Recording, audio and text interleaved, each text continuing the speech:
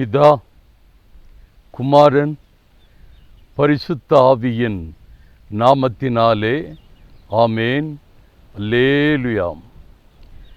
Israel versus Gentiles. God and Israel. பழைய ஏற்பாடு தேவன் இஸ்ரவேல் இனம்.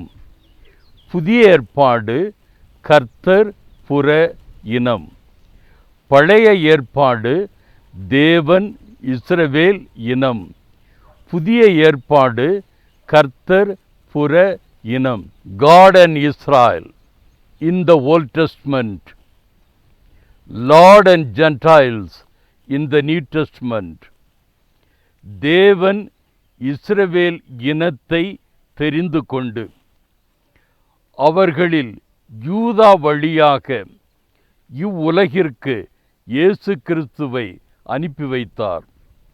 தேவன் இஸ்ரவேல் இனத்தை தெரிந்து கொண்டு அவர்களில் யூதா வழியாக இவ்வுலகிற்கு இயேசு கிறிஸ்துவை அனுப்பி வைத்தார்.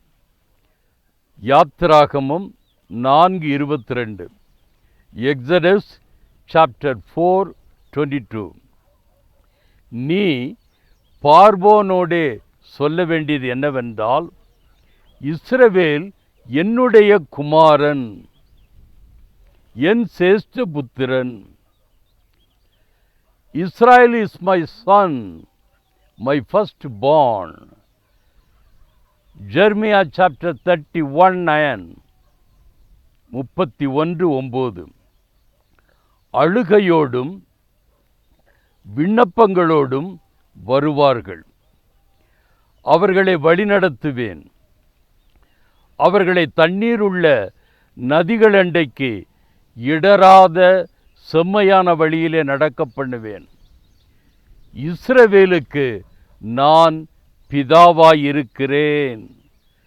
எப்ராயிம் என் சேஷ்டபுத்திர நாயிருக்கிறான். For I am the father of Israel, and Ephraim is my firstborn. இஸ்ரவேலின் பிதா என்னுடைய சேஷ்டபுத்திரன் என்று தேவன் சொல்லுகிறார். இயேசு கிறிஸ்து சர்வ ஜனங்களுக்கு ரட்சிப்பை கொடுத்து, இஸ்ரவேலர்களுக்கு மாத்திரம் நான் தேவன் அல்ல, எல்லாருக்கும் நான் தேவன், இரட்சகர் என்பதை நிரூபித்தார். இயேசு கிறிஸ்து சர்வலோக ஜனங்களுக்கு ரட்சிப்பை கொடுத்து, இஸ்ரவேலர்களுக்கு மாத்திரம் நான் தேவன் அல்ல, எல்லாருக்கும் நான் தேவன், இரட்சகர் என்பதை நிரூபித்தார். இஸ்ரவேல் இனத்தை ஏற்படுத்தி அவர்கள் மூலம் உலக ஜனத்தை சந்திக்க, ரட்சிக்க இயேசு கிறிஸ்து இவ்வுலகிற்கு வந்தார். இஸ்ரவேல் இனத்தை ஏற்படுத்தி அவர்கள் மூலம் உலக ஜனத்தை சந்திக்க, ரட்சிக்க இயேசு கிறிஸ்து இவ்வுலகிற்கு வந்தார். இஸ்ரவேல் தலைமகன் என்றால் மற்ற மக்கள் அடுத்த மகன்கள். இஸ்ரவேல் தலைமகன் என்றால் மற்ற மக்கள் அடுத்த மகன்கள். நாம் அனைவரும் ஆண்டவரின் பிள்ளைகள், அவரால் படைக்கப்பட்டவர்கள். பூமியும் அதன் நிறைவும் கர்த்தருடையவைகள். சர்வ ஜனங்களின் பாவத்தை சுமந்து தீர்த்த இயேசு கிறிஸ்து எல்லாரும் ரட்சிக்கப்பட வேண்டும் என்பது அவருடைய சித்தம். எல்லாரும் சொர்க்கம் வர அழைப்பு விடுத்துள்ளார். இஸ்ரவேல் ஒரு இனக்குழு. இஸ்ரவேல் ஒரு இனக்குழு. யாக்கோபு குடும்பத்தின் இனப்பெருக்கமே இஸ்ரவேல் ஜனம். யாக்கோபு குடும்பத்தின் இனப்பெருக்கமே இஸ்ரவேல் இனம். People group. மக்கள் இனம், மக்கள் குழு, மக்கள் கூட்டம். பரலோகத்தில் தேவனுக்கு எதிராக எழும்பியது அவர் படைத்த பிரதான தேவதூதன். பரலோகத்தில் தேவனுக்கு எதிராக எழும்பியது அவர் படைத்த பிரதான தேவதூதன். பூலோகத்தில் ஆதாமுக்காக படைத்த ஏவாள் எதிரானாள். பூலோகத்தில் ஆதாமுக்காக படைத்த ஏவாள் எதிரானாள். தம்பி ஆபேலுக்கு எதிராக அண்ணன் காயின். தம்பி ஆபேலுக்கு எதிராக அண்ணன் காயின். வீழ்ச்சியுற்ற குடும்பம். வீழ்ச்சியுற்ற குடும்பம். ஏனோக்கு தேவனோடு குடும்பத்தார்கள் யாரோடோ. நோவா நீதிமான், மற்றவர்கள் அநீதி உள்ளோர் அழிக்கப்பட்டார்கள். நோவா நீதிமான், மற்றவர்கள் அநீதி உள்ளோர் அழிக்கப்பட்டார்கள். சேம் ஆசீர்வதிக்கப்பட்டவன், காம் சபிக்கப்பட்டவன். சேம் ஆசீர்வதிக்கப்பட்டவன், காம் சபிக்கப்பட்டவன். அழைத்தது ஆபிரகாமை, அழைக்காதது நாகோரை. அழைத்தது ஆபிரகாமை, அழைக்காதது நாகோரை. வாக்கில் வந்தது ஈசாக்கு, வராது வந்தது இஸ்மவேல். வாக்கில் வந்தது ஈசாக்கு, வராமல் வந்தது இஸ்மவேல். ஈசாக்குக்கு ஏசா யாக்கோபு இரட்டை பிள்ளைகள். ஈசாக்குக்கு ஏசா யாக்கோபு இரட்டை பிள்ளைகள். வெறுப்புக்குள்ளான ஏசாவுக்கு 12 பிரபுக்கள். வெறுப்புக்குள்ளான ஏசாவுக்கு 12 பிரபுக்கள். பெற்றோர் வைத்த பெயர் யாக்கோபு, தேவன் அழைத்த பெயர் இஸ்ரவேல். பெற்றோர் வைத்த பெயர் யாக்கோபு, தேவன் அழைத்த பெயர் இஸ்ரவேல். தேவன் இஸ்ரவேலுக்கு கொடுத்த பிள்ளைகள் 12. தேவன் இஸ்ரவேலுக்கு கொடுத்த பிள்ளைகள் 12. அதில் எகிப்துக்கு முந்தி போனவன் யோசேப்பு. பிந்தி போனவர்கள் இஸ்ரவேல் குடும்பம். எகிப்துக்கு முந்தி போனவன் யோசேப்பு, பிந்தி போனவர்கள் இஸ்ரவேல் குடும்பம். பாபிலோனியனான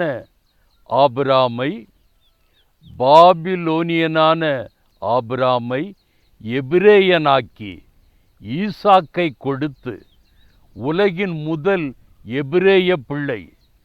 எபிரேய மொழி பேசினவன் ஈசாக்கு. உலகின் முதல் எபிரேய பிள்ளை. எபிரேய மொழி பேசினவன் ஈசாக்கு. ஈசாக்கு மகன் யாக்கோபு என்னும் இஸ்ரவேல். ஈசாக்கு மகன் யாக்கோபு என்னும் இஸ்ரவேல். இஸ்ரவேல் 11வது மகன் யோசேப்பு. இஸ்ரவேல் 11வது மகன் யோசேப்பு. எகிப்தில் பார்வோனுக்கு அடுத்த நிலை. தேவன் சொப்பனத்தை நிறைவேற்றினார். எகிப்தில் பார்வோனுக்கு அடுத்த நிலை. தேவன் சொப்பனத்தை நிறைவேற்றினார். எபிரேயர்கள் எகிப்தியருக்கு அருவருப்பானவர்கள். மேய்ப்பர்கள் எல்லோரும் எகிப்தியருக்கு அருவருப்பு. எபிரேயர்கள் எகிப்தியருக்கு அருவருப்பானவர்கள். எபிரேயர்கள் மேய்ப்பர்கள் எல்லோரும் எகிப்தியருக்கு அருவருப்பு. எகிப்தியருக்கு எபிரேயர்கள் மேய்ப்பர்கள் அருவருப்பு. லூக்கா 1:37, 137. தேவனாலே கூடாத காரியம் ஒன்றுமில்லை. For with God nothing will be impossible. Luke chapter 18:27, 18:27. மனுஷரால் கூடாதவைகள் தேவனால் கூடுமென்றார். The things which are impossible with men are possible with God. The things which are impossible with men are possible with God. தேவனால் எல்லாம் ஆகும், எல்லாம் கூடும். ஆதாம் Eden தோட்டத்து விவசாயி. Abraham ஆடு மாடு மிருக ஜீவன்கள் உள்ளவன். ஆதாம் ஏதேன் தோட்டத்து விவசாயி. ஆபிரகாம் மிருக ஜீவன்கள் உள்ளவன். கடவுள் என்னும் முதலாளி. கண்டெடுத்த தொழிலாளிகள் உழவனும் மேய்ப்பனும். கழனியும் கால்நடைகளும் இல்லாவிட்டால் மனித குலம் வாழ முடியாது. உழவனும் மேய்ப்பனும் இல்லாவிட்டால் மனித குலம் வாழ முடியாது. எபிரேயன் விவசாயும் மேய்ப்பனும். எபிரேயன் விவசாயும் மேய்ப்பனும். கழனியும் கால்நடைகளும் இல்லாவிட்டால் மனித குலம் வாழ முடியாது. எய்தியனுக்கோ ஆகவே ஆகாது. ஆனால் தேவன் அடிமையாக விற்கப்பட்ட யோசேப்பை எகிப்தில் கொண்டு போய் பார்வோனுக்கு அடுத்தபடி அதிபராக்குகிறார். தேவன் அடிமையாக விற்கப்பட்ட எபிரேயனாகிய யோசேப்பை எகிப்தில் கொண்டு போய் பார்வோனுக்கு அடுத்தபடி அதிபராக்குகிறார். சிறை கைதியாக சென்ற தானியேலை பாபிலோன், மேதிய, பெர்சிய சாம்ராஜ்யத்தில் அரசனுக்கு அடுத்த அதிகாரியாக்குகிறார். சிறை கைதியாக சென்ற தானியேலை பாபிலோன், மேதிய, பெர்சிய சாம்ராஜ்யத்தில் அரசனுக்கு அடுத்த அதிகாரியாக்குகிறார். மாஜி அடிமைகள் மொர்தெகாய், எஸ்தர். இந்து தேசம் முதல் எத்தியோப்பியா தேசம் வரை 127 நாடுகளை ஆண்ட அகாஸ்வேருவின் பட்டத்து ராணியாக எஸ்தர். ராஜாவுக்கு அடுத்த அதிகாரி மொர்தெகாய். மாஜி அடிமைகள் மொர்தெகாய், எஸ்தர். அகாஸ்வேருவின் பட்டத்து ராணியாக எஸ்தர். ராஜாவுக்கு அடுத்த அதிகாரி மொர்தெகாய். தேவனால் எல்லாம் ஆகும், எல்லாம் கூடும். பரிசுத்த வேதாகமத்தில் சிலருக்கு ஏற்கனவே இருந்த பெயர்களை தேவன் மாற்றியிருக்கிறார். சிலர் பிறப்பதற்கு முன்பே அவர்களுக்கு பெயர் சொல்லியிருக்கிறார். இவர்கள் தேவனால் முக்கியமாக பயன்படுத்தப்பட்டவர்கள். குடும்பத்திற்குள் குடும்பம், குடும்பத்திற்குள் குடும்பம். பழைய ஏற்பாட்டில் ஆதாம் குடும்பம், நோவா குடும்பம், தேராகு குடும்பம், ஆபிரகாம் குடும்பம், ஈசாக்கு குடும்பம், ஏசா குடும்பம், யாக்கோபு குடும்பம். புதிய ஏற்பாடு சகரியா குடும்பம், யோசேப்பு குடும்பம், 12 சீடர்கள், பவுல், பவுலின் சீடர்கள், 12 கோத்திரத்திலிருந்து வந்தவர்கள்.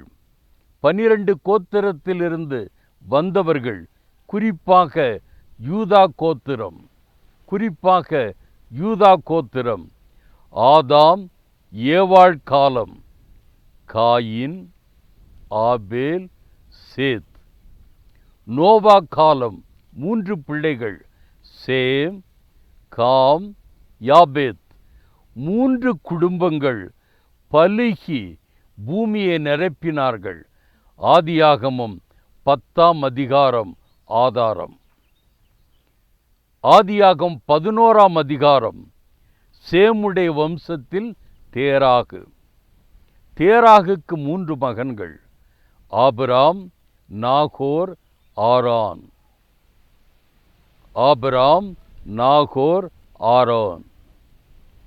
ஆபிராம் மனைவி சாராய். ஆபிராம் மனைவி சாராய். இருவருக்கும் தகப்பன் தேராகு. தாய் வேறு வேறு. இருவருக்கும் தகப்பன் தேராகு, தாய் வேறு வேறு. நாகோர் மனைவி மில்காள் ஆரோனுடைய குமாரத்தி. ஆரோன் மரித்து விட்டான். ஆரோனுடைய குமாரன் லோத். ஆபிராம் எய்திய பெண் ஆகாருக்கு பிறந்த பிள்ளை இஸ்மவேல். ஆபிராம் எய்திய பெண் ஆகாருக்கு பிறந்த பிள்ளை இஸ்மவேல். ஆதியாகம் 17:5-15-16. Genesis chapter 17, 5, 15 and 16. இனி உன் பேர் ஆபிராம் எனப்படாமல் நான் உன்னை திரளான ஜாதிகளுக்கு தகப்பனாக ஏற்படுத்தினபடியால் உன் பேர் ஆபிரகாம் எனப்படும்.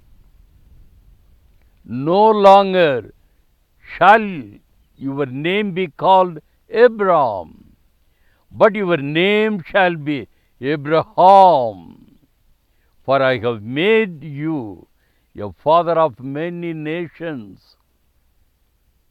தேவன் ஆபிரகாமை நோக்கி, உன் மனைவி சாராயை இனி சாரா என்று அழையாதிருப்பாயாக. சாராள் என்பது அவளுக்கு பேராயிருக்கும். சாரா shall be her name. நான் அவளை ஆசீர்வதித்து அவளாலே உனக்கு குமாரனையும் தருவேன். அவளாலே உனக்கு ஒரு குமாரனையும் தருவேன். அவள் ஜாதிகளுக்கு தாயாகவும் அவளாலே ஜாதிகளின் ராஜாக்கள் உண்டாகவும் அவளை ஆசீர்வதிப்பேன் என்றார். I will bless her and also give you a son by her. Then I will bless her, and she shall be a mother of nations. Kings of peoples shall be from her. அப்பொழுது தேவன், உன் மனைவியாகிய சாராள் நிச்சயமாய் உனக்கு ஒரு குமாரனை பெறுவாள். அவனுக்கு ஈசாக்கு என்று பெயரிடுவாயாக.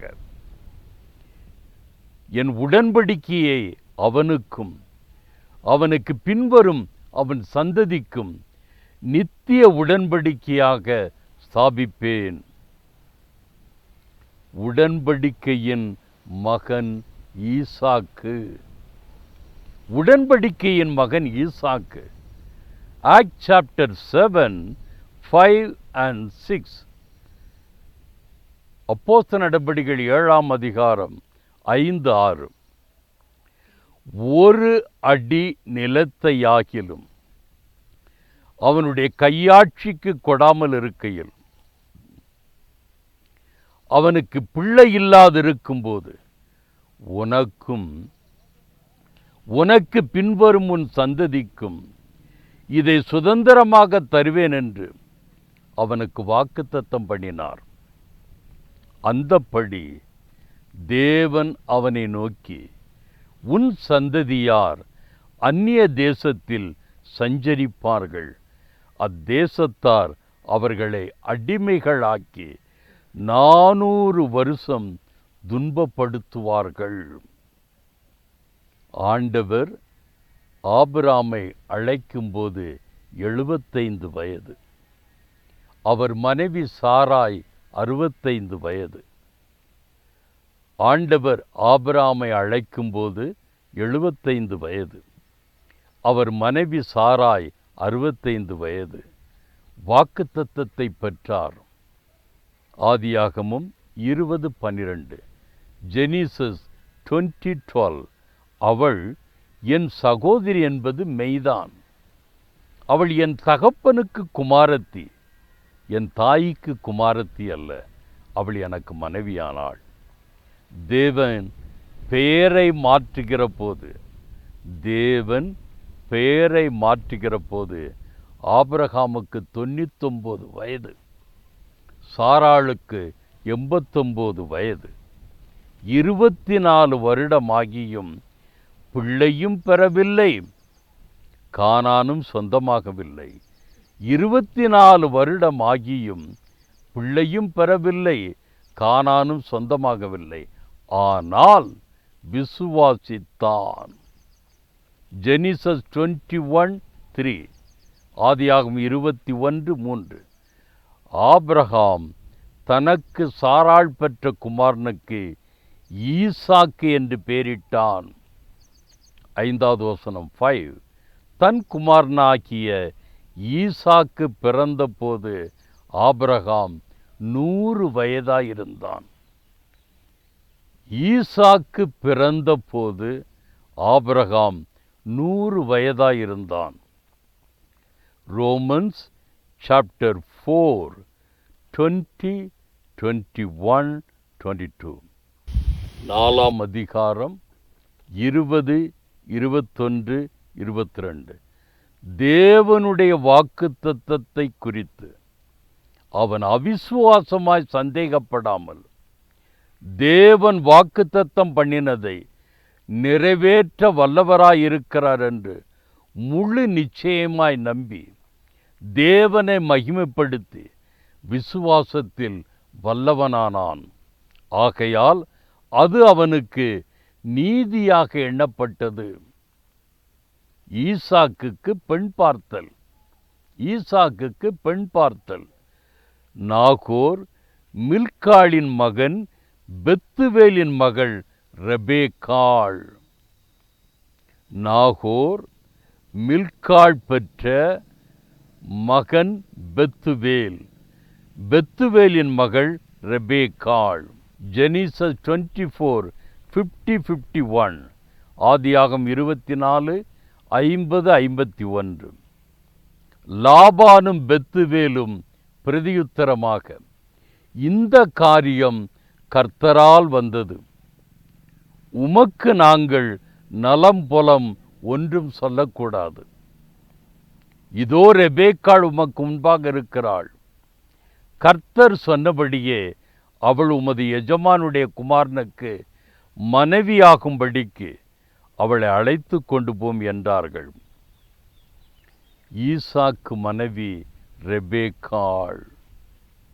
ஈசாக்கு மனைவி ரெபேக்காள். தேராகு குடும்பத்திற்குள் தான் எல்லா திருமணங்களும் நடக்கிறது. தேராகுவின் குடும்பத்திற்குள் தான் எல்லா திருமணங்களும் நடக்கிறது. ஆபிரகாம் சாராள், நாகோர் மில்காள், ஈசாக்கு ரெபேக்காள். தேராகு குடும்பத்திற்குள் தான் எல்லா திருமணங்களும் நடக்கிறது.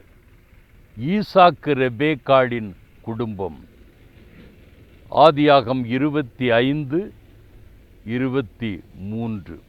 ஜெனிசஸ் 25, 23. கர்த்தர், 2 ஜாதிகள் உன் கற்பத்தில் உண்டாயிருக்கிறது, 2 வித ஜனங்கள் உன் வயிற்றிலிருந்து பிரியும். அவர்களில் ஒரு ஜனத்தார் மற்ற ஜனத்தாரை பார்க்கிலும் பலத்திருப்பார்கள். மூத்தவன் இளையவனை சேவிப்பான்.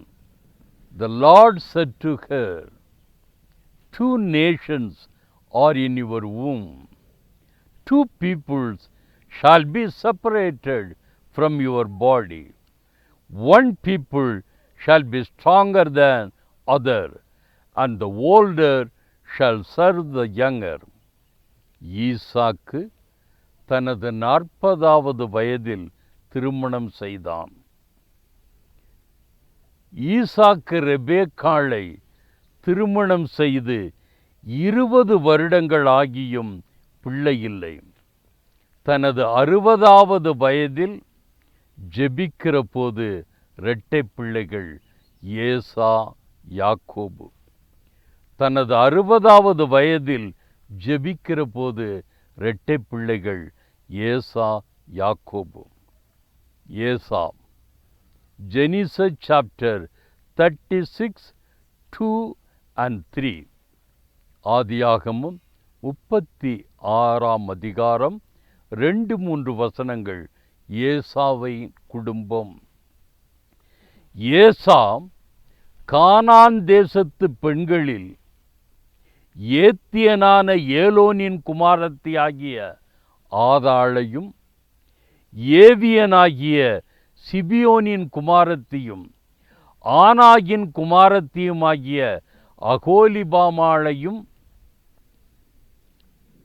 இஸ்மவேலின் குமாரத்தியும் நேபாயோத்தின் சகோதரியுமாகிய பஸ்மாத்தையும் விவாகம் பண்ணியிருந்தான்.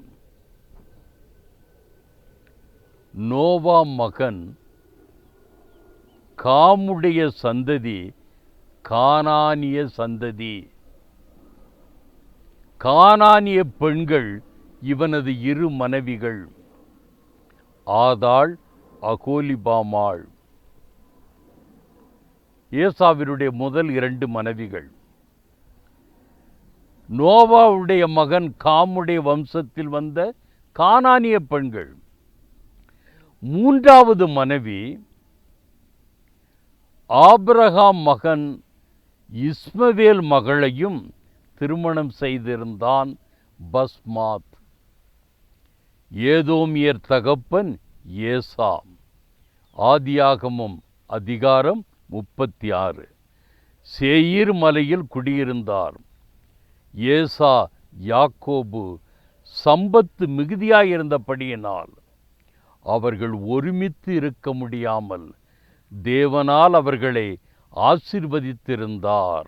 ஏசா யாக்கோபு சம்பத்து மிகுதியாயிருந்தபடியினால் அவர்கள் ஒருமித்து இருக்க முடியாமல் தேவன் அவர்களை ஆசீர்வதித்திருந்தார். ஏசாவின் வம்சமெல்லாம் கானானிய ஸ்திரீகள்.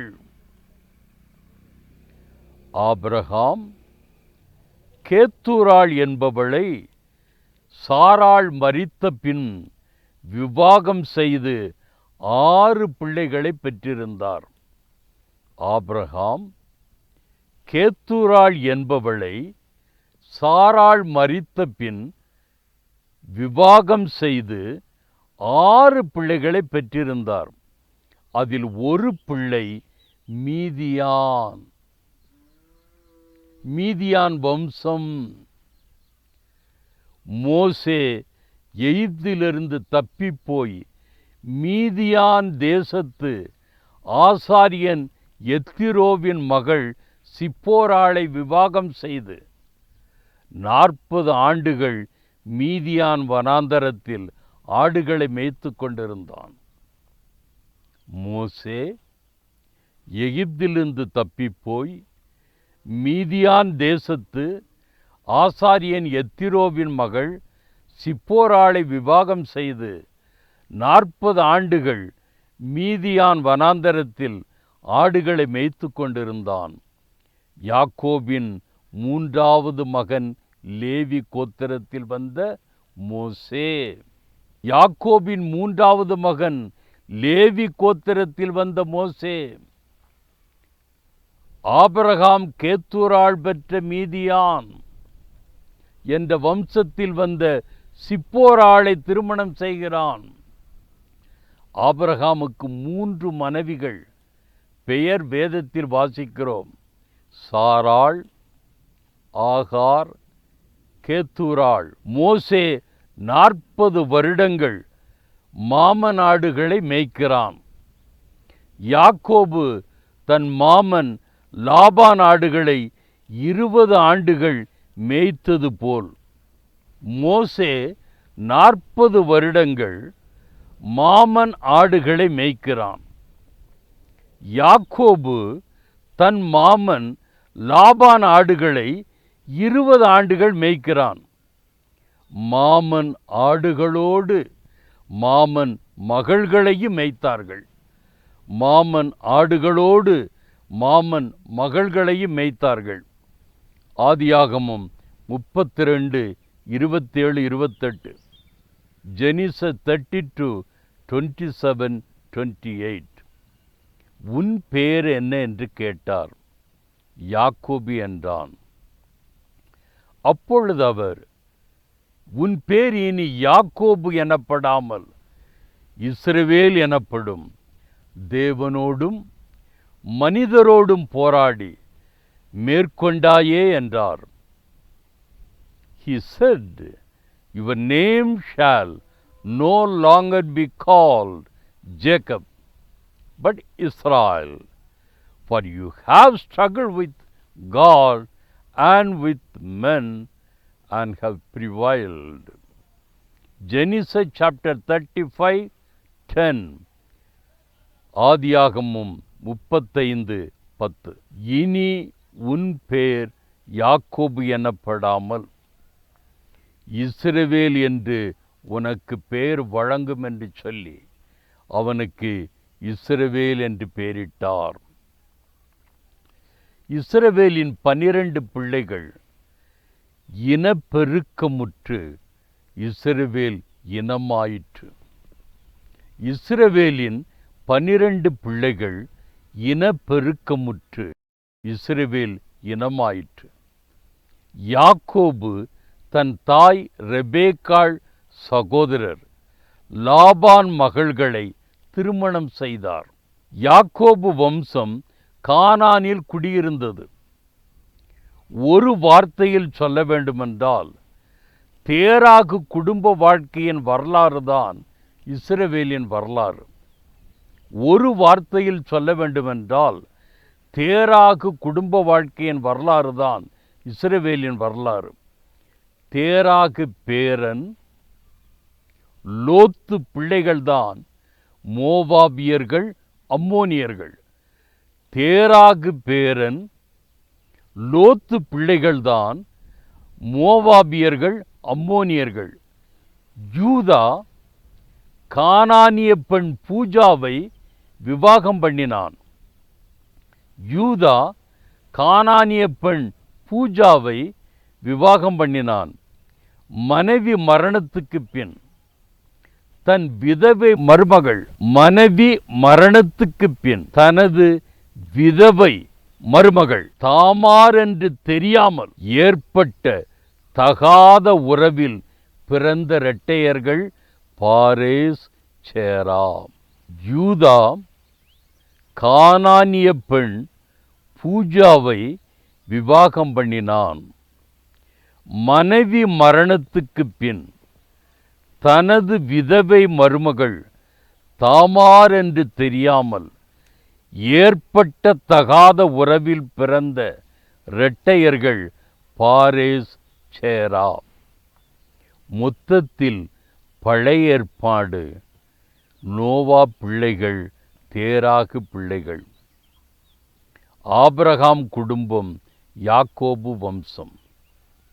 மொத்தத்தில் பழைய ஏற்பாடு நோவா பிள்ளைகள், தேராகு பிள்ளைகள். ஆபிரகாம் குடும்பம், யாக்கோபு வம்சம். அங்காளி பங்காளிகள்தான் பழைய ஏற்பாடு. அங்காளி பங்காளிகள்தான் பழைய ஏற்பாடு. குடும்பத்திற்குள் குடும்பம், குடும்பத்திற்குள் குடும்பம். மேத்யூ சாப்டர் 1:1-6 வாசித்து பாருங்கள். Matthew chapter 1:1-6. மத்தேயு 1ஆம் அதிகாரம் முதல் 6 வசனங்கள் நான் குறிப்பிட்ட பெயர்களெல்லாம் இருக்கும். எதற்கு தெரியுமா? இயேசு கிறிஸ்துவின் வம்ச வரலாறில், தி ஜீனியாலஜி ஆஃப் ஜீசஸ் கிரைஸ்ட், நான் குறிப்பிட்ட பெயர்களெல்லாம் இருக்கும். நோவா, சேம், தேராகு, ஆபிரகாம், ஈசாக்கு, யாக்கோபு. பெயர் மாற்றம் இஸ்ரவேலுக்கு. 12 பிள்ளைகள், 12 கோத்திரம். பஞ்சத்து நிமித்தம் எகிப்துக்கு சென்றார்கள். யாத்திராகமம் 12:41, எக்ஸடஸ் 12:41. 430 வருஷம் முடிந்த அன்றைய தினமே கர்த்தருடைய சேனைகள் எல்லாம் எகிப்து தேசத்திலிருந்து புறப்பட்டது. 40 ஆண்டுகள் வனாந்தர பயணம். சிவந்த சமுத்திரம் யோர்தான் ஆற்றை கடந்தது. அற்புதத்திலும் அற்புதம், வரலாற்று சிறப்பு. மன்னாவினாலும் இறைச்சியினாலும் தண்ணீராலும் 40 ஆண்டுகள் போஷித்தது. 20 25 லட்சம் மக்கள் என ஆய்வாளர்கள் கணக்கு. 42 இடங்களில் பாளையம் போட்டார்கள். பராமரித்து பாதுகாத்து பத்திரமாக பாலும் தேனும் ஓடுகிற கானானை கையளித்தார். 42 இடங்களில் பாளையம் போட்டார்கள். பராமரித்து பாதுகாத்து பத்திரமாக பாலும் தேனும் ஓடுகிற கானானை கையளித்தார். பின்பு கொஞ்சம் கொஞ்சமாக இஸ்ரவேலின் தேவனை மறந்து மறுதலித்து கானானிய கடவுள் பாகால் பக்கம் போய்விட்டார்கள். கொஞ்சம் கொஞ்சமாக இஸ்ரவேலின் தேவனை மறந்து மறுதலித்து கானானிய கடவுள் பாகால் பக்கம் போய்விட்டார்கள். பழிவாங்குதல் எனக்குரியது, நானே பதில் செய்வேன். எசேக்கியேல் 39:23 39:23 இஸ்ரவேல் வம்சத்தார் தங்கள் அக்கிரமத்தின் நிமித்தமே சிறைப்பட்டு போனார்கள் என்று அப்பொழுது புறஜாதிகள் அறிந்து கொள்வார்கள். தீர்க்கதரிசன புஸ்தகத்திலே புறஜாதிகள் என்ற வார்த்தையை பார்க்கிறோம். அதுவரைக்கு நன்றாக புரிந்து கொள்ளுங்கள். யாத்திராகம் துவங்கி சாலமோனின் உன்னத பாட்டு வரைக்கு இஸ்ரவேலர்கள் என்ற பெயர் ஏசாயா ஆரம்பத்திலிருந்து புறஜாதிகள் வார்த்தை உள்ளே வருகிறது. இஸ்ரவேல் வம்சத்தார் தங்கள் அக்கிரமத்தின் நிமித்தமே சிறைப்பட்டு போனார்கள். புறஜாதிகள் அறிந்து கொள்வார்கள். அவர்கள் எனக்கு விரோதமாய் துரோகம் பண்ணினபடியால் என் முகத்தை நான் அவர்களுக்கு மறைத்து அவர்கள் சத்துருக்களின் கையில் அவர்களை ஒப்பு கொடுத்தேன். நமக்கு தெரியும், 10 கோத்திரம் அசீரியர்களின் கையில், 2 கோத்திரம் பாபிலோனியர்களின் கையில். அவர்கள் சத்துருக்களின் கையில் அவர்களை ஒப்பு கொடுத்தேன். அவர்கள் அனைவரும் பட்டயத்தால் விழுந்தார்கள். I gave them into the hand of their enemies, and they all fell by the sword. Micah chapter 5:8 Micah 5:8 யாக்கோபிலே மீதியானவர்கள்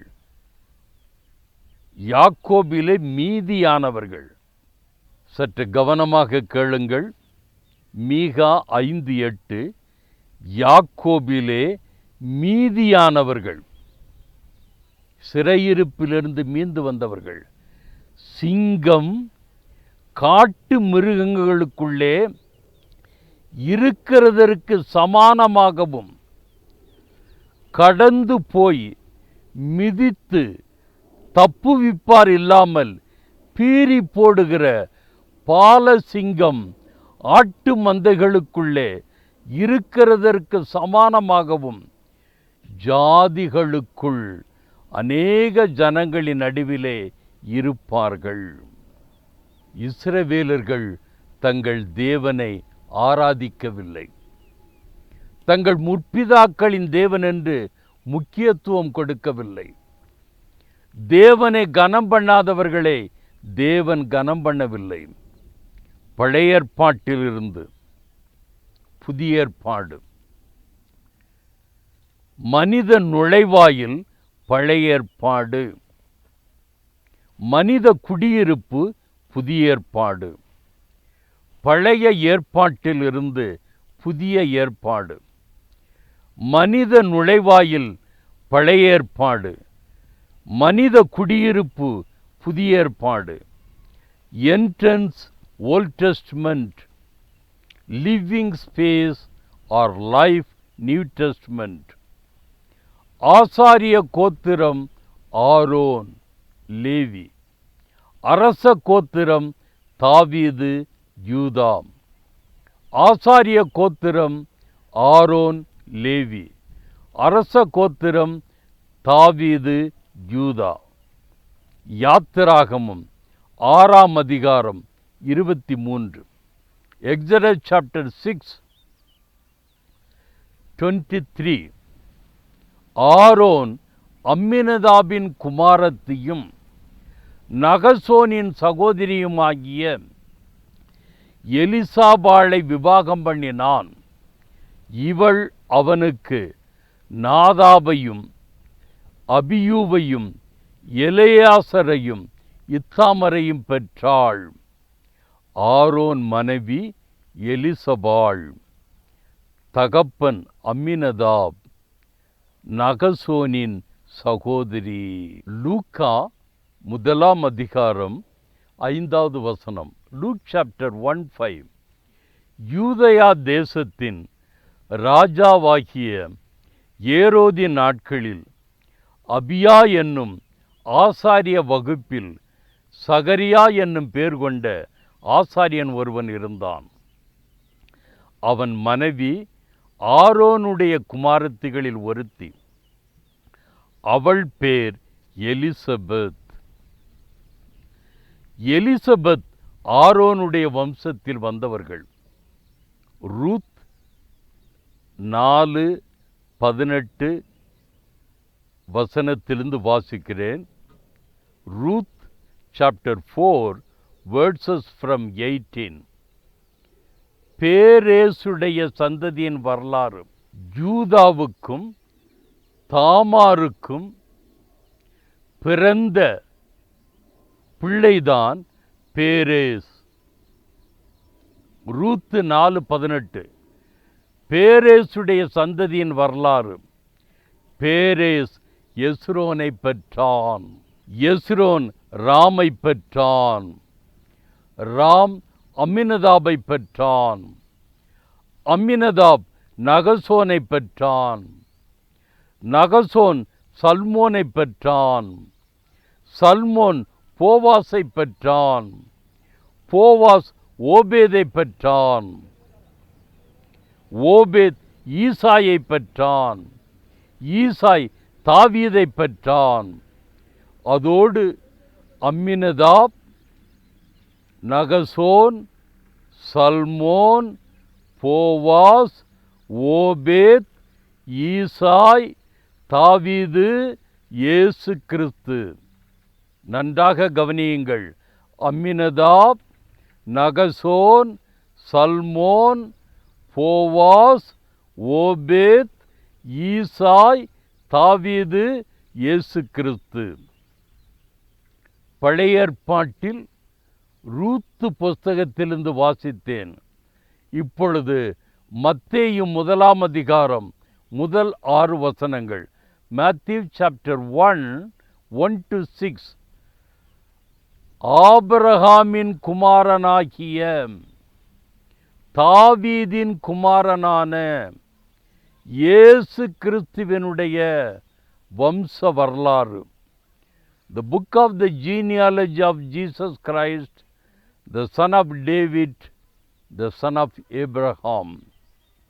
Abraham ஈசாக்கை பெற்றான். ஈசாக்கு யாக்கோபை பெற்றான்.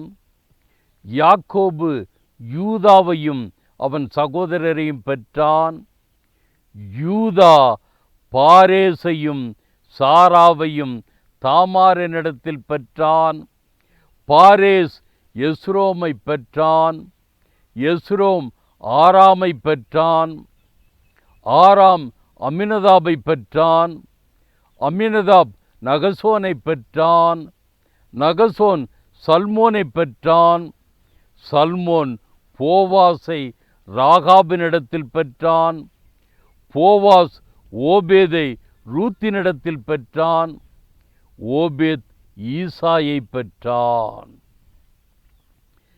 ஈசாய் தாவீது ராஜாவை பெற்றான். தாவீது ராஜா உரியாவின் மனைவியாயிருந்தவளிடத்தில் சாலமோனை பெற்றான். லேவி கோத்திரம், யூதா கோத்திரம், இணைந்து இருப்பதை வம்ச வரலாற்றை வைத்து பார்த்தால் கோத்திரத்திற்குள் கோத்திரம், லேவி கோத்திரம், யூதா கோத்திரம் இணைந்து இருப்பதை வம்ச வரலாறை வைத்து பார்த்தால் கோத்திரத்திற்குள் கோத்திரம், குடும்பத்திற்குள் குடும்பம். இஸ்ரவேலின் 10 கோத்திரம் அசீரியர் கையில். இஸ்ரவேலின் 10 கோத்திரம் அசீரியர் கையில். போன கோத்திரம் என்ன ஆனது என்று இன்று வரைக்கு எவருக்கும் தெரியவில்லை. யூதா கோத்திரம் பாபிலோனியர் கையில். 70 ஆண்டுகள் கழித்து எருசலேமுக்கு திரும்பினார்கள், திருந்தவில்லை.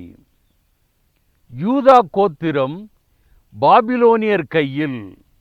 70 ஆண்டுகள் கழித்து எருசலேமுக்கு திரும்பினார்கள், திருந்தவில்லை. ஆனால் மேசியா வருகைக்கு யூதா கோத்திரம் தேவை.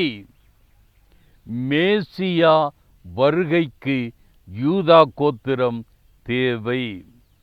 இரட்சகர், ராஜா, மனித அவதாரம். இரட்சகர், ராஜா, மனித அவதாரம். பிரதான ஆசாரியர், ராஜாதி ராஜா இயேசு கிறிஸ்து இவ்வுலகிற்கு வருவதற்கு யூதா கோத்திரம் மீந்திருக்க வேண்டும். இயேசு கிறிஸ்து இவ்வுலகிற்கு வருவதற்கு யூதா கோத்திரம் மீந்திருக்க வேண்டும். ஆகவேதான் 70 வருடங்கள் சிறை கைதிகளாக இருந்த யூதா கோத்திரத்தை திரும்ப எருசலேமுக்கு வரச் செய்தார். அந்த மீந்திருக்கிறவர்கள் வம்சத்திலிருந்துதான் யூதா கோத்திரத்தில் யூதனாக, தாவீது வம்சத்தானாக இயேசு கிறிஸ்து இவ்வுலகிற்கு வந்தார். லார்ட் அண்ட் ஜென்டைல்ஸ், கர்த்தரும் புற இனத்தவர்களும். லார்ட் அண்ட் ஜென்டைல்ஸ், கர்த்தரும் புற இனத்தவர்களும். ஏசாயா 9ஆம் அதிகாரம் 1, 2 தொடர்ந்து வாசிக்கிறேன். Isaiah chapter 9, 1 and 2. அவர் செபுலோன் நாட்டையும் நப்தலி நாட்டையும் இடுக்கமாய் ஈனப்படுத்தின முந்தின காலத்தில் இருந்தது போல அது இருண்டு இருப்பதில்லை. ஏனென்றால் அவர் கடற்கரை அருகிலும் யோர்தான் நதியோரத்திலும் உள்ள புறஜாதியாருடைய கலிலேயாவாகிய அத்தேசத்தை பிற்காலத்தில் மகிமைப்படுத்துவார். ஏசாயா 9ஆம் அதிகாரத்தில் இந்த வார்த்தையை சற்று கவனமாக கேளுங்கள். புறஜாதியாருடைய கலிலேயாவாகிய அத்தேசத்தை பிற்காலத்தில் மகிமைப்படுத்துவார். 2வது வசனம், இருளில் நடக்கிற ஜனங்கள் பெரிய வெளிச்சத்தை கண்டார்கள். ஆக்சுவலாக எப்படி வந்திருக்கணும்? இருளில் நடக்கிற இஸ்ரவேலர்கள் பெரிய வெளிச்சத்தை கண்டார்கள். வசனம் எப்படி மாறுது பாருங்க. தீர்க்கதரிசி நூல்ல இருந்து, இருளில் நடக்கிற ஜனங்கள், the people who walk in darkness have seen a great light. மரண இருளின் தேசத்தில் குடியிருக்கிறவர்களின் மேல் வெளிச்சம் பிரகாசித்தது. 6வது வசனம் 6, நமக்கு ஒரு பாலகன் பிறந்தார், நமக்கு ஒரு குமாரன் கொடுக்கப்பட்டார், கர்த்தத்துவம் அவர் தோளின் மேல் இருக்கும், அவர் நாமம் அதிசயமானவர், ஆலோசனை கர்த்தா, வல்லமையுள்ள தேவன், நித்திய பிதா, சமாதான பிரபு. ஏசாயா 42, 1, 5, 6. Isaiah chapter 42, 1. இதோ நான் ஆதரிக்கிற என் தாசன், நான் தெரிந்து கொண்டவரும் என் ஆத்துமாவுக்கு பிரியமானவரும் இவரே. என் ஆவியை அவர் மேல் அமரப் பண்ணினேன், அவர் புறஜாதிகளுக்கு நியாயத்தை வெளிப்படுத்துவார். வானங்களை சிருஷ்டித்து அவைகளை விரித்து பூமியையும் அதிலே உற்பத்தியாயிருக்கிறவைகளையும் பரப்பினவரும் அதில் இருக்கிற ஜனத்துக்கு சுவாசத்தையும் அதில் நடமாடுகிறவர்களுக்கு ஆவியையும் கொடுக்கிறவருமான கர்த்தராகிய தேவன் சொல்லுகிறதாவது, ஆதியாகமத்தினுடைய முதல் 3 அதிகாரத்தை ஏசாயா 42 அதிகாரம் 5வது வசனம் ஒரே வசனத்துக்குள் அடக்கிவிட்டார் ஆண்டவர். ஆதியாகமம் முதல் 3 அதிகாரத்தில் உள்ள சாராம்சத்தை ஏசாயா 42:5 ஒரே வசனத்திற்குள் அடக்கிவிட்டார். வாசித்து பாருங்கள். 6வது வசனம், நீர் குருடருடைய கண்களை திறக்கவும். வரப்போகிற மேசியா குருடருடைய கண்களை திறக்கவும், கட்டுண்டவர்களை காவலில் இருந்தும் இருளில் இருக்கிறவர்களை சிறைச்சாலையிலிருந்தும் விடுவிக்கவும். 7வது வசனம் 7, கர்த்தராகிய நான் நீதியின்படி உம்மை அழைத்து உம்முடைய கையை பிடித்து உம்மை தற்காத்து உம்மை ஜனத்திற்கு உடன்படிக்கையாகவும் ஜாதிகளுக்கு ஒளியாகவும் வைக்கிறேன். 8வது வசனம் 8, நான் கர்த்தர், இது என் நாமம், என் மகிமையை வேறொருவனுக்கும் என் துதியை விக்கிரகங்களுக்கும் கொடேன். I am the Lord, that is my name, and my glory I will not give to another, nor my praise to carved images. இஸ்ரவேல் இனம் இப்போது உலக ஜனம் என்று மாறிவிட்டது. இஸ்ரவேல் இனம் இப்பொழுது உலக ஜனம் என்று மாறிவிட்டது. இஸ்ரவேல் ஜாதி இப்போது புற ஜாதிகள் என்று மாறிவிட்டது. இஸ்ரவேல் ஜாதி இப்போது புற ஜாதிகள் என்று மாறிவிட்டது. தேவன், மனுக்குலம், மனித இனம், விலங்கினம். தேவன், மனுக்குலம், மனித இனம், விலங்கினம். 1 யோவான் 4:14, 1 John chapter 4:14, பிதாவானவர் குமாரனை உலக இரட்சகராக அனுப்பினார் என்று நாங்கள் கண்டு சாட்சியிடுகிறோம். We have seen and testified that the Father has sent the Son as Savior of the world. இஸ்ரவேலுக்கு மாத்திரம் அல்ல, உலக இரட்சகராக. 1 Corinthians chapter 10, 16, 17. 1 கொரிந்தியர் 10 அதிகாரம் 16, 17. நாம் ஆசீர்வதிக்கிற ஆசீர்வாதத்தின் பாத்திரம் கிறிஸ்துவினுடைய இரத்தத்தின் ஐக்கியமாயிருக்கிறதல்லவா? நாம் பிற்கிற அப்பம் கிறிஸ்துவினுடைய சரீரத்தின் ஐக்கியமாயிருக்கிறதல்லவா? அந்த ஒரே அப்பத்தில் நாம் எல்லாரும் பங்கு பெறுகிறபடியால் அநேகரான நாம் ஒரே அப்பமும் ஒரே சரீரமாயிருக்கிறோம். தேவனும் கிறிஸ்தவர்களும். தேவனும் கிறிஸ்தவர்களும்.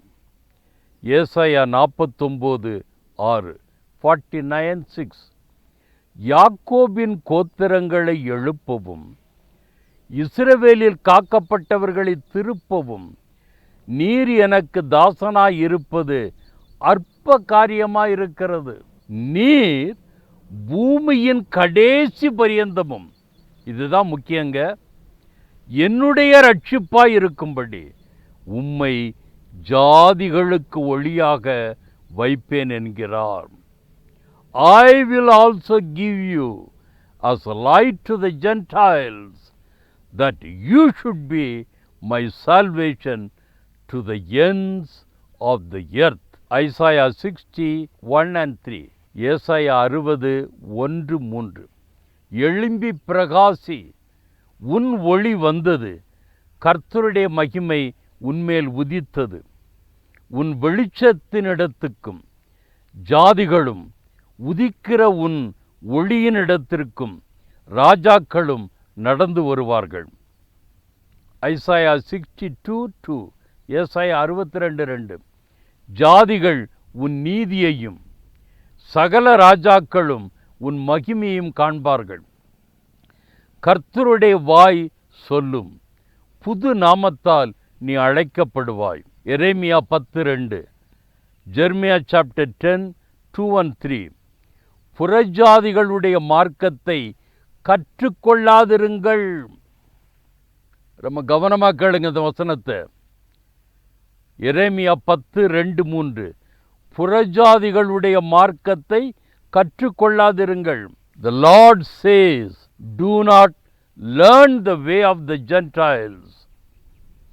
வானத்தின் அடையாளங்களாலே புறஜாதிகள் கலங்குகிறார்களே என்று சொல்லி நீங்கள் அவைகளாலே கலங்காதிருங்கள். ஜனங்களின் வழிபாடுகள் வீணாயிருக்கிறது. The customs of the peoples are futile. எசேக்கியேல் 39:23. 39:23. இஸ்ரவேல் வம்சத்தார் தங்கள் அக்கிரமத்து நிமித்தமே சிறைப்பட்டு போனார்கள் என்று. அப்பொழுது புறஜாதிகள் அறிந்து கொள்வார்கள், அவர்கள் எனக்கு விரோதமாய் துரோகம் பண்ணினபடியால் என் முகத்தை நான் அவர்களுக்கு மறைத்து அவர்கள் சத்துருக்களின் கையில் அவர்களை ஒப்புக் கொடுத்தேன். அவர்கள் அனைவரும் பட்டயத்தால் விழுந்தார்கள். Jeremiah chapter 60:19. 16, 19, 20, 21.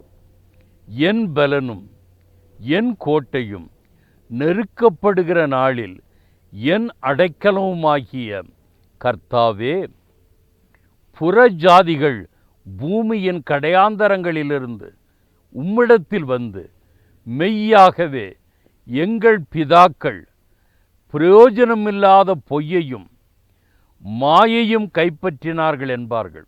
மனுஷன் தனக்கு தேவர்களை உண்டு பண்ணலாமோ?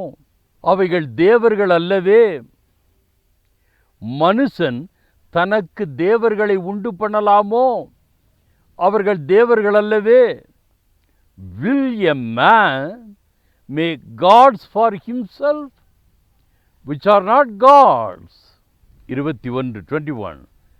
இதோ இப்பொழுது நான் அவர்களுக்கு தெரிய பண்ணுவேன், என் கரத்தையும் என் பலத்தையுமே அவர்களுக்கு தெரிய பண்ணுவேன், என் நாமம் யெகோவா என்று அறிந்து கொள்வார்கள். எசேக்கியேல் சாப்டர் 33. எசேக்கியேல் 33. நாள் சமீபமாயிருக்கிறது. ஆம், கர்த்தருடைய நாள் சமீபமாயிருக்கிறது. அது மந்தாரமான நாள். அது புறஜாதிகளுக்கு வரும் காலம். The time of the Gentiles. The time of the Gentiles. புறஜாதிகளுக்கு வரும் காலம். God is common. Malchijah chapter 1:11. 1:11. மலாக்காய். சூரியன் உதிக்கிற திசை தொடங்கி, பழைய ஏற்பாட்டினுடைய கடைசி புஸ்தகம் மல்கியா தீர்க்கதரிசியிலிருந்து வாசிக்கிறேன். கவனமாக இந்த வசனத்தை கேளுங்கள். மல்கியா சாப்டர் 1:11. மலாக்காய் 1:11. சூரியன் உதிக்கிற திசை தொடங்கி அது அஸ்தமிக்கிற திசை வரைக்கும், from sunrise to sunset, என் நாமம் ஜாதிகளுக்குள்ளே மகத்துவமாயிருக்கும். Not only the land of Canaan, among the people of Israelites, but from the rising of the sun even to its going down, My name shall be great among the Gentiles. என் நாமம் ஜாதிகளுக்குள்ளே மகத்துவமாயிருக்கும்.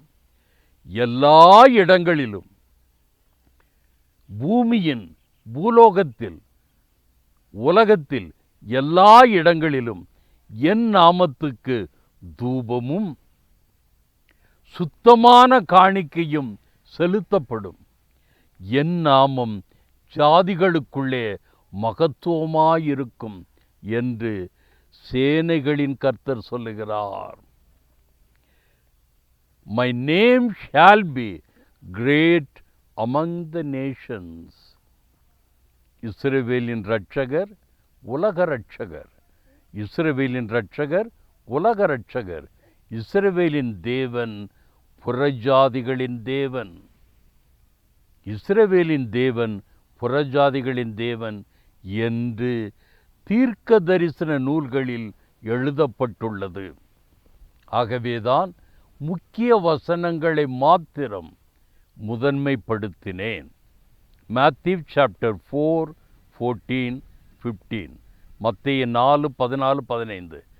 கடற்கரை அருகிலும் யோர்தானுக்கு அப்புறத்திலும் உள்ள செபுலோன் நாடும் நப்தலி நாடும் ஆகிய புறஜாதியாருடைய கலிலேயாவிலே இருளில் இருக்கும் ஜனங்கள் பெரிய வெளிச்சத்தை கண்டார்கள். மரண இருளின் திசையில் இருக்கிறவர்களுக்கு வெளிச்சம் உதித்தது. ஏசாயா தீர்க்கதரிசியினால் உரைக்கப்பட்டது நிறைவேறும்படி இப்படி நடந்தது. 17வது வசனம், புதிய ஏற்பாட்டிலே புரட்சிகரமான உபதேசம். மத்தேயு 4:17. Matthew chapter 4:17. இயேசு, மனம் திரும்புங்கள், பரலோக ராஜ்யம் சமீபத்திருக்கிறது என்று பிரசங்கிக்கத் தொடங்கினார். Jesus began to preach and to say, repent, for the kingdom of heaven is at hand. Matthew chapter 12:21. 12:21. அவருடைய நாமத்தின் மேல் புறஜாதியார் நம்பிக்கையாயிருப்பார்கள் என்பது. In his name Gentiles will trust. Luke chapter 2, 30, 31, 32. லூக்கா 2, 30, 31, 32. புறஜாதிகளுக்கு பிரகாசிக்கிற ஒளியாகவும் உம்முடைய ஜனமாகிய இஸ்ரவேலுக்கு மகிமையாகவும் தேவரீர் சகல ஜனங்களுக்கு முன்பாக ஆயத்தம் பண்ணின உம்முடைய இரட்சணியத்தை எங்கள் கண்கள் கண்டது என்றான். யூத கிறிஸ்தவர்கள், புறஜாதி கிறிஸ்தவர்கள். யூத கிறிஸ்தவர்கள், புறஜாதி கிறிஸ்தவர்கள். கன்சர்ன் பால். சரியான ஒரு சாட்சியையாம். அப்போஸ்தலர் 9:15. Acts 9:15. கர்த்தர் சவுலை பார்த்து சொல்லுகிறார், ஒரு தீர்க்கதரிசியை அனுப்புகிறார்.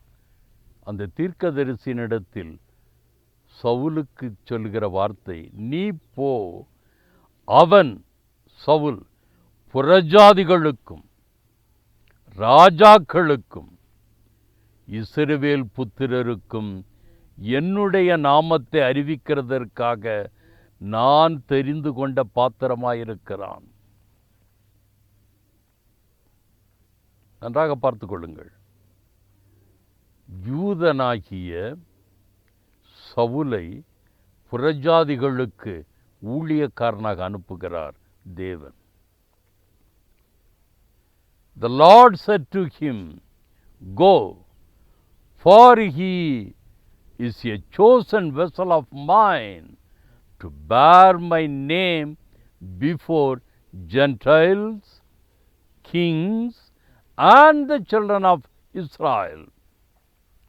Peter and Cornelius. Acts chapter 10, 34, 35, 36. அப்போஸ்தலர் நடபடிகள் 10ஆம் அதிகாரம் 34, 35, 36.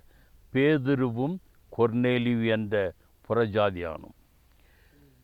பேதுரு பேசத் தொடங்கி, தேவன் பட்சபாதமுள்ளவர் அல்ல என்றும், எந்த ஜனத்திலாயினும் அவருக்கு பயந்திருந்து நீதியை செய்கிறவன் எவனோ அவனே அவருக்கு உகந்தவன் என்றும் நிச்சயமாய் அறிந்திருக்கிறேன். எல்லாருக்கும் கர்த்தராயிருக்கிற இயேசு கிறிஸ்துவை கொண்டு அவர் சமாதானத்தை சுவிசேஷமாய் கூறி இஸ்ரவேல் புத்திரருக்கு அனுப்பின வார்த்தையை அறிந்திருக்கிறீர்களே. 42-43, 42-43. அன்றியும் அவரே உயிரோடு இருக்கிறவர்களுக்கும் மரித்தோர்களுக்கும் தேவனால் ஏற்படுத்தப்பட்ட நியாயாதிபதி என்று ஜனங்களுக்கு பிரசங்கிக்கவும் சாட்சியாக ஒப்புவிக்கவும் அவர் எங்களுக்கு கட்டளையிட்டார். அவரை விசுவாசிக்கிறவன் எவனோ அவன் அவருடைய நாமத்தினாலே பாவ மன்னிப்பை பெறுவான் என்று தீர்க்கதரிசிகள் எல்லாரும் அவரை குறித்தே சாட்சி கொடுக்கிறார்கள் என்றான். 44. இந்த வார்த்தைகளை பேதுரு பேசிக்கொண்டிருக்கையில் வசனத்தை கேட்டவர்கள் யாவர் மேலும் பரிசுத்தாவியானவர் இறங்கினார். 45-46, 45-46. அவர்கள் பல பாஷைகளை பேசுகிறதையும் தேவனை புகழுகிறதையும் பேதுருவோடு கூட வந்திருந்த விருத்த சேதனமுள்ள விசுவாசிகள் கேட்கும்போது பரிசுத்த ஆவியின் வரம் புறஜாதிகள் மேலும் பொழிந்தருளப்பட்டதை குறித்து பிரமித்தார்கள். They heard them speak with the tongues and magnify God. Then Peter answered. Acts chapter 11:1 and 18. அப்போஸ்தலர் நடபடிகள் 11ஆம் அதிகாரம் 1-18. புறஜாதியாரும் தேவ வசனத்தை ஏற்றுக்கொண்டார்கள் என்று யூதேயாவில் இருக்கிற அப்போஸ்தலரும் சகோதரரும் கேள்விப்பட்டார்கள். இவைகளை அவர்கள் கேட்ட பொழுது அமர்ந்திருந்து, அப்படியானால் ஜீவனுக்கேதுவான மனந்திரும்புதலை தேவன் புறஜாதியாருக்கும் அருளிச் செய்தார் என்று சொல்லி தேவனை மகிமைப்படுத்தினார்கள். They glorified God, saying that God has also granted to the Gentiles repentance to life. God has granted to the Gentiles repentance to life. Acts chapter 11, 25-26. அதிக முக்கியமான வசனங்க. இந்த ஒரே ஒரு வசனம்தான் வாசிக்கும்போது கேளுங்க. அப்போஸ்தலர் நடபடிகள் 11:25-26. பர்னபா சவுலை தேடும்படி தர்சுவுக்கு புறப்பட்டு போய் அவனை கண்டு அந்தியோகியாவுக்கு அழைத்து கொண்டு வந்தான். அவர்கள் 1 வருஷ காலமாய் சபையோடே கூடியிருந்து அநேக ஜனங்களுக்கு உபதேசம் பண்ணினார்கள். முதல் அந்தியோகியாவிலே சீஷர்களுக்கு கிறிஸ்தவர்கள் என்கிற பேர் வழங்கிற்று. Disciples were first called Christians in Antioch. இந்த உலகத்தில் முதல் கிறிஸ்தவர்கள் என்ற பெயர் அந்தியோகியாவில் உள்ள சீஷர்களுக்கு, குறிப்பாக புறஜாதி மக்கள் இயேசு கிறிஸ்துவை ஏற்றுக்கொண்டு வருகிற பொழுது கிறிஸ்தவர்கள், கிறிஸ்டியன்ஸ். இந்த ஒரு வசனம் தாங்க வேதத்தில். அப்ப யோசித்து பாருங்க, 2000 ஆண்டுகளுக்கு முன்பதாக கிறிஸ்தவர்கள் என்ற பெயர் இந்த உலகத்திலே அந்தியோகியாவிலிருந்து ஆரம்பித்தது. உலக மக்கள், உலக இரட்சகர், உலகில் கிறிஸ்தவர்கள். உலக மக்கள், உலக இரட்சகர், உலகில் கிறிஸ்தவர்கள். அப்போஸ்தலர் 13:47, 48, 49. Acts chapter 13, 47, 48 and 49. நீர் பூமியின் கடைசி பரியந்தமும் இரட்சிப்பாயிருக்கும்படி உம்மை ஜாதிகளுக்கு ஒளியாக வைத்தேன் என்கிற வேத வாக்கியத்தின்படி கர்த்தர் எங்களுக்கு கட்டளையிட்டிருக்கிறபடியினால் இப்படி செய்கிறோம் என்றார்கள்.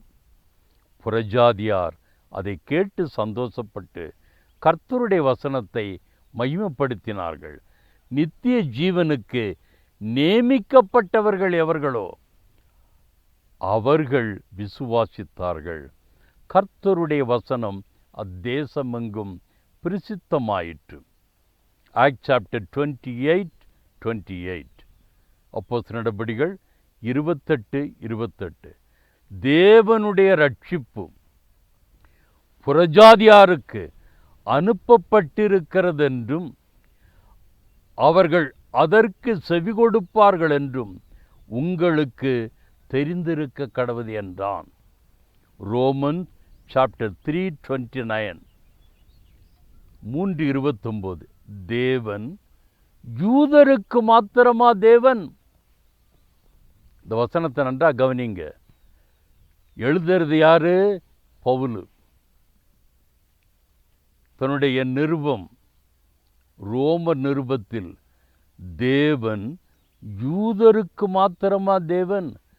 புறஜாதிகளுக்கும் தேவன் அல்லவா? ஆம், புறஜாதிகளுக்கும் அவர் தேவன்தான். Yes, of the Gentiles also. புரிந்து கொள்ளுங்கள். யூதனான பவுல் சொல்லுகிறார், யூதர்களுக்கு மாத்திரம் தேவன் அல்ல, புறஜாதிகளுக்கும் அவர்தான் தேவன் என்று. ரோமர் 15:15, 16, 17, 18 தொடர்ந்து. Roman chapter 15 verses from 15 onwards. சகோதரரே, புறஜாதியாராகிய பலி பரிசுத்த ஆவியினாலே பரிசுத்தமாக்கப்பட்டு தேவனுக்கு பிரியமான பலியாகும்படிக்கு நான் தேவனுடைய சுவிசேஷ ஊழியத்தை நடத்தும் ஆசாரியனாயிருந்து புறஜாதிகளுக்கு இயேசு கிறிஸ்துவனுடைய ஊழியக்காரனாகும் பொருட்டு தேவன் எனக்கு அளித்த கிருபையினாலே உங்களுக்கு ஞாபகப்படுத்தும்படிக்கு இவைகளை நான் அதிக தைரியமாக எழுதினேன். கடந்த கால செய்திகளில் நான் சொல்லியிருப்பதை நினைப்பூட்டுகிறேன். முதல் சமாரியர்கள் என்று சொல்லப்படுகிற புறஜாதிகள் மத்தியிலே சுவிசேஷத்தை கொண்டு போய் சொன்னது நமது ஆண்டவராய் இயேசு கிறிஸ்து. சில நாட்கள் தங்கினார். அநேக சமாரியர்கள் ஏற்றுக்கொண்டார்கள். அவர்கள்தான் முதலாக இவர் உலக இரட்சகர் என்று சொன்னது. அதற்கு அடுத்து எருசலேம் சபை மூப்பர்களில் பிலிப்பு என்பவர் போய் சமாரியா தேசம் முழுவதும் சுவிசேஷத்தை சொன்னார். முழுமையாக தன்னுடைய ஊழியத்திலே பவுல் புறஜாதிகளுக்காகவே தேவனால் அனுப்பப்பட்டவர் சொல்லுகிற வார்த்தையை நன்றாக கவனியுங்கள். தேவன் எனக்கு அளித்த கிருபையினாலே உங்களுக்கு ஞாபகப்படுத்தப்படும்படிக்கு இவைகளை நான் அதிக தைரியமாக எழுதினேன். ஆதலால் நான் தேவனுக்குரியவைகளை குறித்து இயேசு கிறிஸ்துவை கொண்டு மேன்மை பாராட்ட எனக்கு இடமுண்டு. புறஜாதியாரை வார்த்தையினாலும் செய்கையினாலும் கீழ்ப்படிய பண்ணும்படிக்கு அற்புத அடையாளங்களின் பலத்தினாலும் தேவ ஆவியின் பலத்தினாலும் கிறிஸ்துவானவர் என்னை கொண்டு நடப்பித்தவைகளை சொல்வதல்லாமல் வேறொன்றையும் சொல்ல நான் துணிவதில்லை. 19வது வசனம் 19. இப்படி எருசலேம் துவக்கி சுற்றிலும் இல்லிரிக்கம் தேசம் வரைக்கும் கிறிஸ்துவின் சுவிசேஷத்தை பூரணமாய் பிரசங்கித்திருக்கிறேன். கலாத்தியர் 3:8, 3:8. மேலும் தேவன் விசுவாசத்தினாலே புறஜாதிகளை நீதிமான்கள் ஆக்குகிறார் என்று வேதம் முன்னாக கண்டு உனக்குள் சகல ஜாதிகளும் ஆசீர்வதிக்கப்படும் என்று ஆபிரகாமுக்கு சுவிசேஷமாய் முன்னறிவித்ததையாம். இஸ்ரவேலர்களுக்கு என்று மாத்திரம் சொல்லவில்லை. ஆபிரகாமுக்கு கொடுத்த வாக்குத்தத்தத்தில் in you all the nations shall be blessed, உனக்குள் சகல ஜாதிகளும் ஆசீர்வதிக்கப்படும் என்று ஆபிரகாமுக்கு சுவிசேஷமாய் சொல்லப்பட்டது. கலேஷியர் 3:9, 3:9. அந்தப்படி விசுவாச மார்க்கத்தார் விசுவாசமுள்ள ஆபிரகாமுடன் ஆசீர்வதிக்கப்படுகிறார்கள். கலாத்தியர் 3:14, கலேஷியர் 3:14. ஆபிரகாமுக்கு உண்டான ஆசீர்வாதம் கிறிஸ்து இயேசுவினால் புறஜாதிகளுக்கு வரும்படியாகவும், ஆபிரகாமுக்கு சொல்லப்பட்ட அத்தனை ஆசீர்வாதங்களும் புறஜாதிகளுக்கு. ஆவியை குறித்து சொல்லப்பட்ட வாக்குத்தத்தத்தையும் நாம் விசுவாசத்தினாலே பெறும்படியாக இப்படி ஆயிற்று. 1 தீமோத்தேயு சாப்டர் 3:16 அதிக முக்கியமான வசனம். 1 தீமோத்தேயு 3:16. தேவ பக்திக்குரிய இரகசியமானது யாவரும் ஒப்புக்கொள்ளுகிறபடியே மகா மேன்மையுள்ளது. தேவன் மாமிசத்தில் வெளிப்பட்டார். நான் அடிக்கடி சொல்லுவேன், இந்த ஒரு வசனம் முழு புதிய ஏற்பாட்டையும் உள்ளடக்கிய வசனம் ஐயா.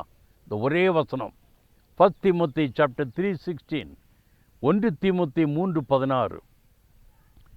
27 புஸ்தகங்கள் கொண்ட புதிய ஏற்பாடு, 260 அதிகாரங்கள் கொண்ட புதிய ஏற்பாடு, 7956 உள்ள புதிய ஏற்பாடு. இந்த ஒரு வசனம் தேவன் மாமிசத்திலே வெளிப்பட்டார், ஆவியிலே நீதியுள்ளவர் என்று விளங்கப்பட்டார், தேவதூதர்களால் காணப்பட்டார், புறஜாதிகளிடத்தில் பிரசங்கிக்கப்பட்டார், உலகத்திலே விசுவாசிக்கப்பட்டார், மகிமையிலே ஏறெடுத்து கொள்ளப்பட்டார். God was manifested in the flesh, justified in the spirit, seen by angels, preached among the Gentiles, believed on in the world, received up in glory. தேவன் மாமிசத்தில் வெளிப்பட்டார், அதாவது ஆபிரகாம் சந்ததியில். இஸ்ரவேலின் 4வது கோத்திரம் யூதா வம்சத்தில் மனித அவதார வாழ்வில் நீதிமான் என்று சாட்சி பெற்றார்.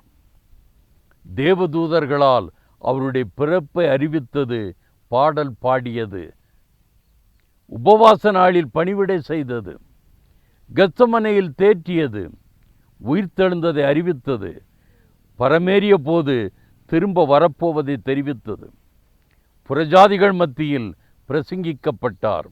அப்போஸ்தலர்களும் பவுலும் அவர்களை தொடர்ந்து அநேக மிஷனரிகள், ஊழியர்கள், சுவிசேஷகர்கள், பிரசங்கிமார்கள், சபை போதகர்கள் ஊழியத்தின் மூலம் இன்றைக்கு யூதர்கள் சுமார் 1.5 கோடி, கிறிஸ்தவர்கள் 240 கோடி.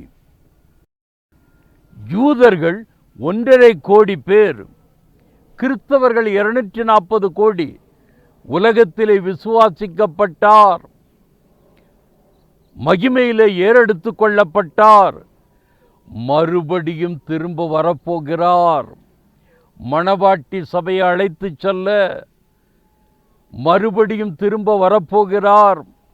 மணவாட்டி சபையை அழைத்து செல்ல 2 தீமோத்தேயு 1:11, 2 தீமோத்தேயு சாப்டர் 1:11, நான் பிரசங்கியாகவும் அப்போஸ்தலனாகவும் புறஜாதியருக்கு போதகனாகவும் நியமிக்கப்பட்டேன். 1 பேதுரு 2:12, 1 Peter 2:12, புறஜாதிகள் உங்களை அக்கிரமக்காரர் என்று விரோதமாய் பேசும் விஷயத்தில் அவர்கள் உங்கள் நற்கிரியைகளைக் கண்டு அவற்றி நிமித்தம் சந்திப்பின் நாளிலே தேவனை மகிமைப்படுத்தும்படி நீங்கள் அவர்களுக்குள்ளே நல் நடக்கையுள்ளவர்களாய் நடந்து கொள்ளுங்கள் என்று உங்களுக்கு புத்தி சொல்லுகிறேன். புதிய ஏற்பாட்டையும் நிறைவேற்றினவர் இயேசு கிறிஸ்து. பழைய ஏற்பாட்டையும் புதிய ஏற்பாட்டையும் நிறைவேற்றினவர் இயேசு கிறிஸ்து. பழைய ஏற்பாட்டில் இரகசியமாக இருந்ததை இயேசு கிறிஸ்து புதிய ஏற்பாட்டில் அனைத்தையும் புலப்படுத்திவிட்டார். பழைய ஏற்பாட்டில் இரகசியமாக இருந்ததை இயேசு கிறிஸ்து புதிய ஏற்பாட்டில் அனைத்தையும் புலப்படுத்திவிட்டார். யூத கிறிஸ்தவர்களானாலும் புறஜாதி கிறிஸ்தவர்களானாலும். உபாகமம் 18:19, டியூட்ரானமி சாப்டர் 18 and 19, உன்னைப் போல ஒரு தீர்க்கதரிசியை நான் அவர்களுக்காக அவர்கள் சகோதரரிலிருந்து எழும்ப பண்ணி என் வார்த்தைகளை அவர் வாயில் அருளுவேன். நான் அவருக்கு கற்பிப்பதையெல்லாம் அவர்களுக்கு சொல்லுவார். என் நாமத்தினாலே அவர் சொல்லும் என் வார்த்தைகளுக்கு செவி கொடாதவன் எவனோ அவனை நான் விசாரிப்பேன். உபாகம் 28:9-10, டியூட்ரானமி 28:9 and 10. உன் தேவனாகிய கர்த்தரின் கட்டளைகளை கைக்கொண்டு அவர் வழிகளில் நடக்கும்போது கர்த்தர் உனக்கு ஆணையிட்டபடியே உன்னை தமக்கு பரிசுத்த ஜனமாக நிலைப்படுத்துவார். அப்பொழுது கர்த்தருடைய நாமம் உனக்கு தரிக்கப்பட்டது என்று பூமியின் ஜனங்களெல்லாம் கண்டு உனக்கு பயப்படுவார்கள். 2 ராஜாக்கள் 23:27, 2 கிங்ஸ் சாப்டர் 23:27, நான் இஸ்ரவேலை தள்ளிவிட்டது போல யூதாவையும் என் முகத்தை விட்டு தள்ளி. பழைய ஏற்பாடு முடிஞ்சிட்டுங்க. 12 கோத்திரத்தின் நிலைமையை பாருங்க. இஸ்ரவேலை தள்ளிவிட்டது என்றால் 10 கோத்திரம் அசிரிய கையில். யூதாவையும் என் முகத்தை விட்டு தள்ளி பாபிலோனியற்ற நான் தெரிந்து கொண்ட இந்த எருசலேம் நகரத்தையும் என் நாமம் விளங்கும் என்று நான் சொன்ன ஆலயத்தையும் வெறுத்து விடுவேன் என்று கர்த்தர் சொன்னார். வார்த்தையை பார்த்தீங்களா? இஸ்ரவேலின் தேவன் எப்பேற்பட்டவர்னு புரிந்து கொள்ளுங்கள். இன்று இஸ்ரவேல் தேசத்தை யாராலும் ஜெயிக்க முடியவில்லை, அழிக்க முடியவில்லை. காரணம் இஸ்ரவேலின் தேவன். அதே நேரத்தில் இஸ்ரவேலுக்கு ஏன் இவ்வளவு பாதிப்பு? உயிர் சேதங்கள், பொருட்சேதங்கள், அன்றாட வாழ்க்கை வாழ்வதற்கு போராட்டங்கள். இஸ்ரவேல் ஏன் தெரியுமா? இந்த வசனம் தாங்க. நான் இஸ்ரவேலை தள்ளிவிட்டது போல யூதாவையும் என் முகத்தை விட்டு தள்ளி. காரணம், ஆபிரகாம், ஈசாக்கு, யாக்கோபின் தேவன், முற்பிதாக்களின் தேவன் 400 ஆண்டுகள் கொத்தடிமைகளாக எகிப்தில் இருக்கிற பொழுது இறங்கி வந்த இஸ்ரவேலின் தேவன் மோசேயை அனுப்பி விடுதலை அவரை மறுதலித்து விட்டு 40 ஆண்டுகள் மன்னாவினாலும் இறைச்சியினாலும் தண்ணீரினாலும் வனாந்தரத்தில் போஷித்து வழிநடத்துவனரை மறந்துவிட்டு பாலும் தேனும் ஓடுகிற கானான் தேசத்தை பரிசாக கொடுத்தவரை மறந்துவிட்டு பாகால் கடவுளுக்கு பின்னாய் போனாயே, எனக்கு பலி செலுத்த வேண்டிய நீ பாகால் கடவுளுக்கு பலி செலுத்தினாயே, கானானிய கடவுளுக்கும் எனக்கு வித்தியாசம் இல்லையா? பழி வாங்குகிறார்.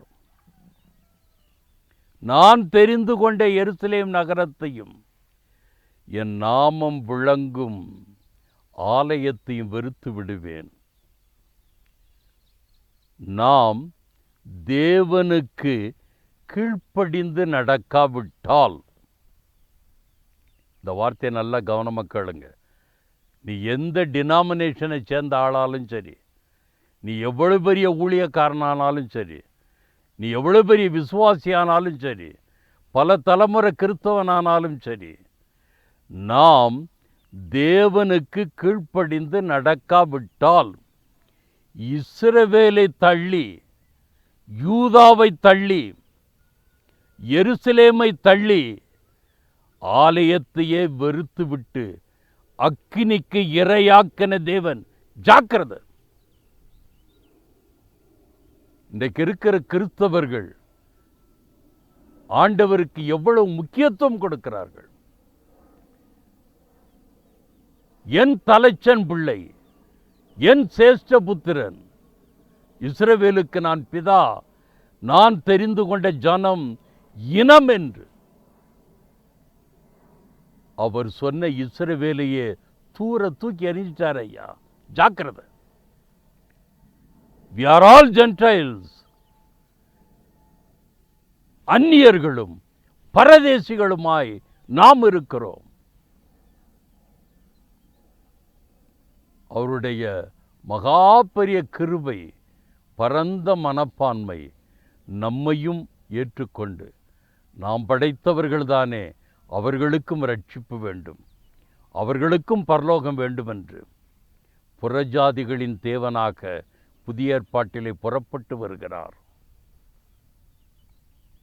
இஸ்ரவேலையே தூர தூக்கி எறிந்த தேவனுக்கு புறஜாதிகளாகிய நம்மை தூர தூக்கி எறிவது பெரிய காரியம் அல்ல. ஜாக்கிரதை. சங்கீதம் 72 17 18 19.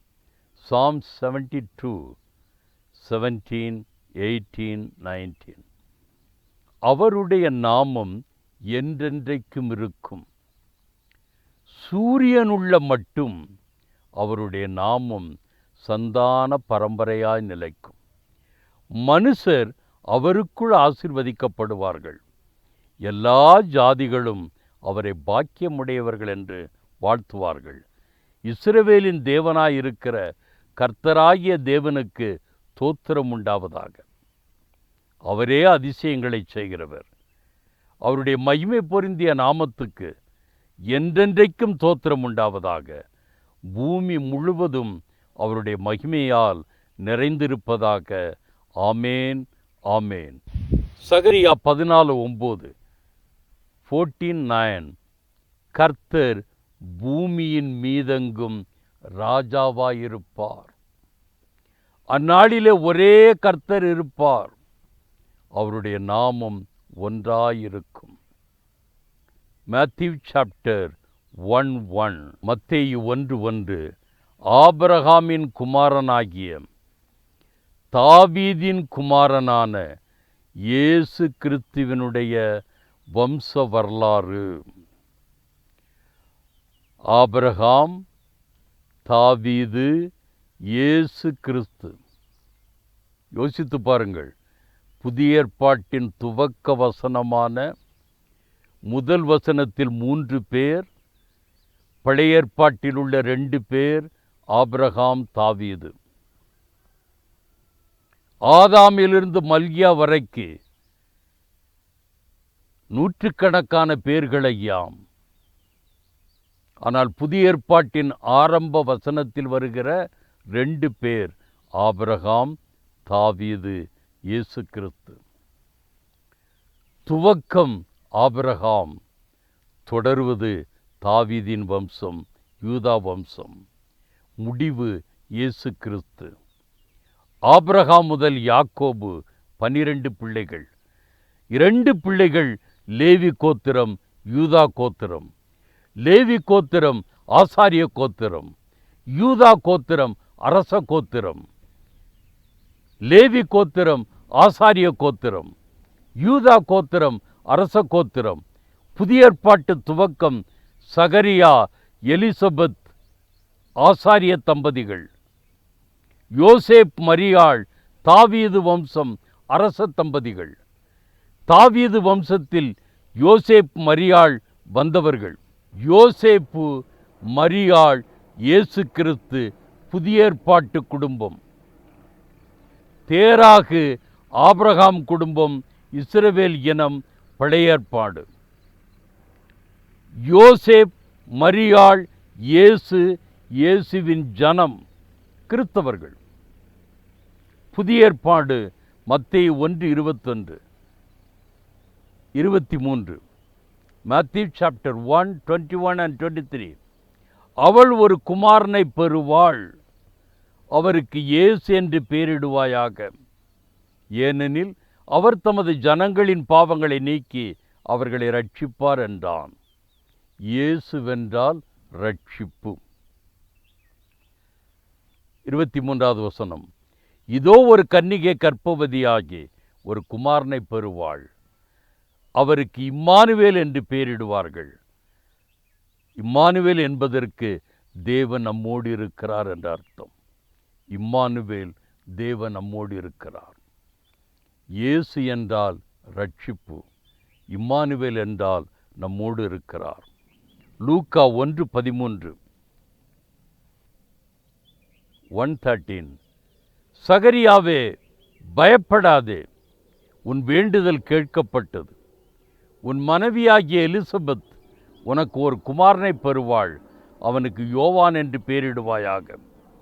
இயேசு கிறிஸ்துவின் வருகையை வெளிப்படுத்தும் முன் தூதன் யோவான் ஸ்நானகன், மணவாளனுடைய தோழன். Look chapter 1, 27, 30, 31, 32, 33.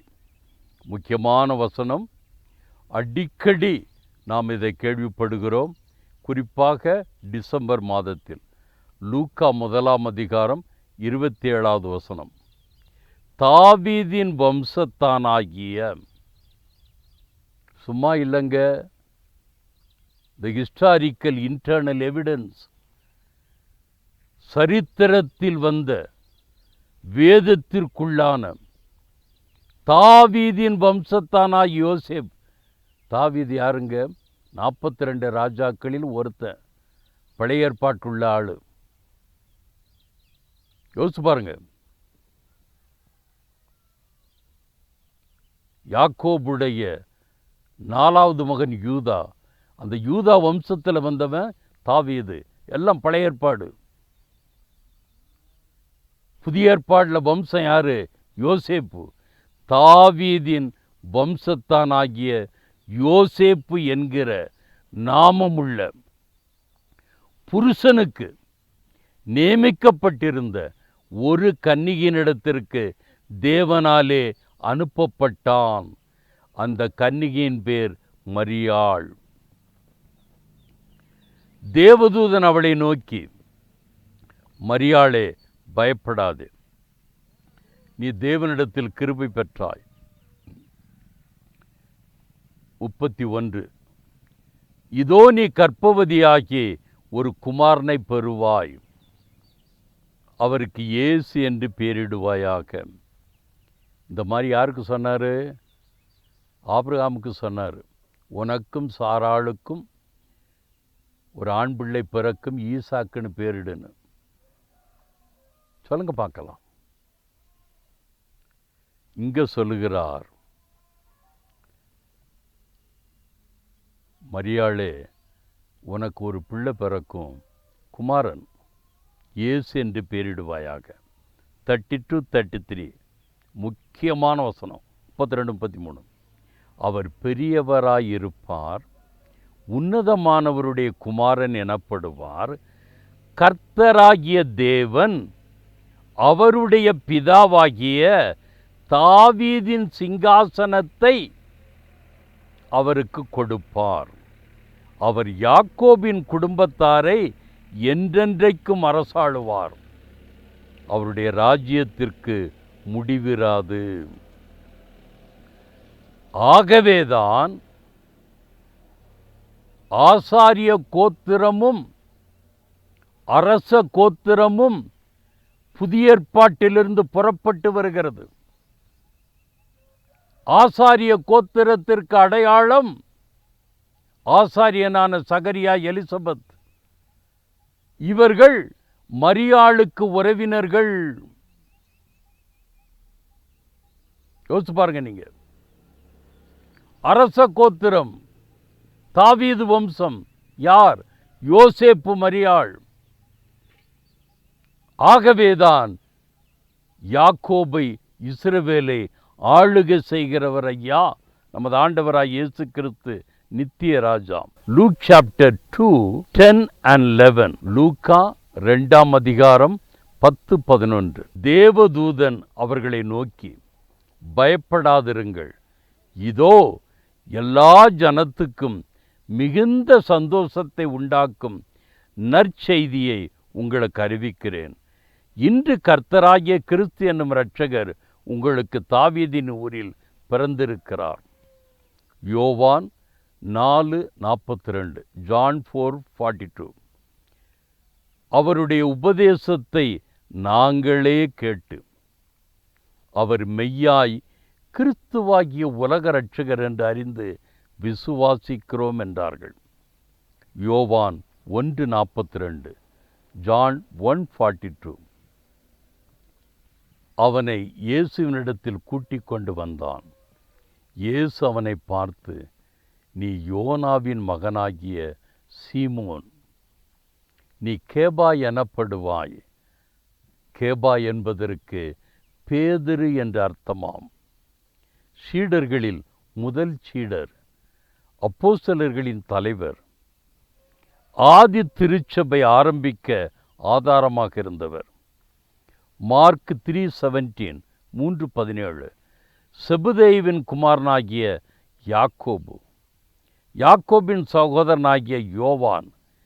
இவ்விருவருக்கும் இடிமுழக்க மக்கள் என்று அர்த்தங்கொள்ளும் பொவனேர்கேஸ் என்ற பெயரிட்டார்.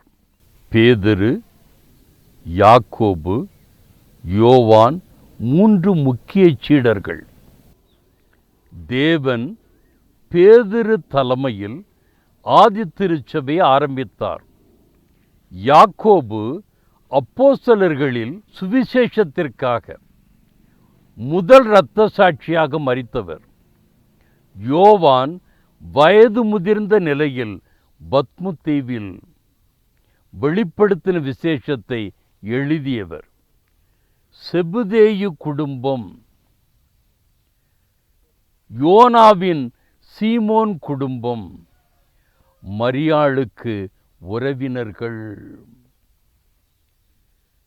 செபதேயு குடும்பம், யோனாவின் சீமோன் குடும்பம் மரியாளுக்கு உறவினர்கள்.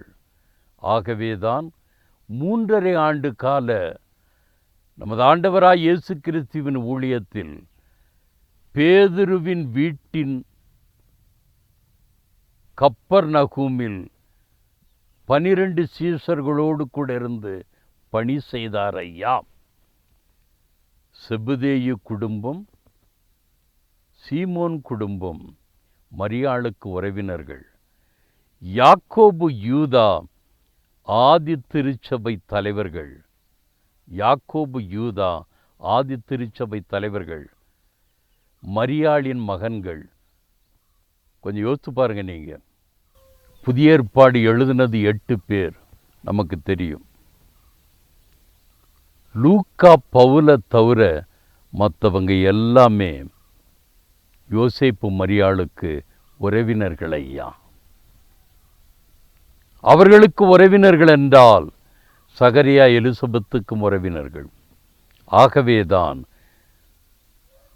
எப்படி ஆதியாகமத்தில் ஆபிரகாம், ஈசாக்கு, யாக்கோபு என்று இருப்பதோ, புதிய ஏற்பாட்டில் சகரியா, எலிசபெத், யோசேப், மரியாள்.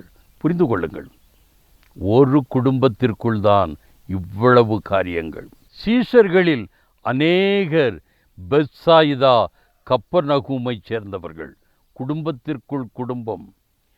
ஆதி திருச்சபை ஆரம்பம் என்றால் அதன் முடிவு மணவாட்டி சபை. முக்கியமான காரியம், முடிவுக்கு வந்திருக்கிறோம், கவனமாக கேளுங்கள். ஆதி திருச்சபை ஆரம்பம் என்றால் அதன் முடிவு மணவாட்டி சபை. மணவாளன் இயேசு கிறிஸ்துவுக்கு ஏற்ற மணவாட்டி சபை. சபைக்கு அஸ்திவாரம், சபைக்கு தலைவர் இயேசு கிறிஸ்து. மணவாளன் இயேசு கிறிஸ்து தான் மணவாட்டி சபைக்கு அஸ்திவாரமும் தலைவரும். தன்னுடைய ஜீவனையும் தன்னுடைய இரத்தத்தையும் கொடுத்து விலை கிரயமாக மீட்கப்பட்ட சபை மணவாட்டி சபை. வெளிப்படுத்தல் 7:4, ரெவலேஷன் 7:4. முத்திரை போடப்பட்டவர்களின் தொகையை சொல்ல கேட்டேன். இஸ்ரவேல் புத்திரருடைய சகல கோத்திரங்களிலும் முத்திரை போடப்பட்டவர்கள் 144,000 பேர். 144,000 of all the tribes of the children of Israel were sealed. யூதா, ரூபன், காத், ஆசேர், நப்தலி, மனாசே, சிமியோன், லேவி, இசக்கார், செபுலோன், யோசேப், பென்யமின். 12 கோத்திரம். ஒரு கோத்திரத்திற்கு 12,000 பேர். மொத்தம் 1,44,000 பேர். எங்கிருந்து? இஸ்ரவேல். பழைய ஏற்பாட்டு கணக்கு முடிவுற்றது. வெளிப்படுத்தல் 21:13, ரெவலேஷன் 21:13. வாசல்களின் அருகே 12 தூதர்கள் இருந்தார்கள். மணவாட்டி சபைக்கான வாசல்கள் 12 தூதர்கள் இருந்தார்கள். 12 வாசல்கள். அந்த வாசல்களின் மேல் இஸ்ரவேல் சந்ததியாராகிய 12 கோத்திரத்தாருடைய நாமங்களும் எழுதப்பட்டிருந்தன. புரிஞ்சதா?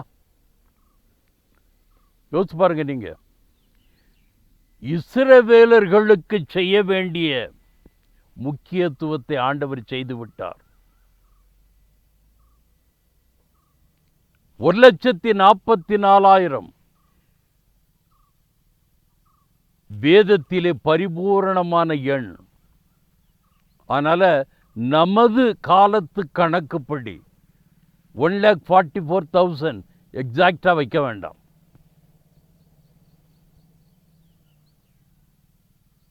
இஸ்ரவேலுக்கு செய்ய வேண்டியது ஒரே வார்த்தையில் பழைய ஏற்பாட்டுக்கு கணக்கு முடிச்சாரு.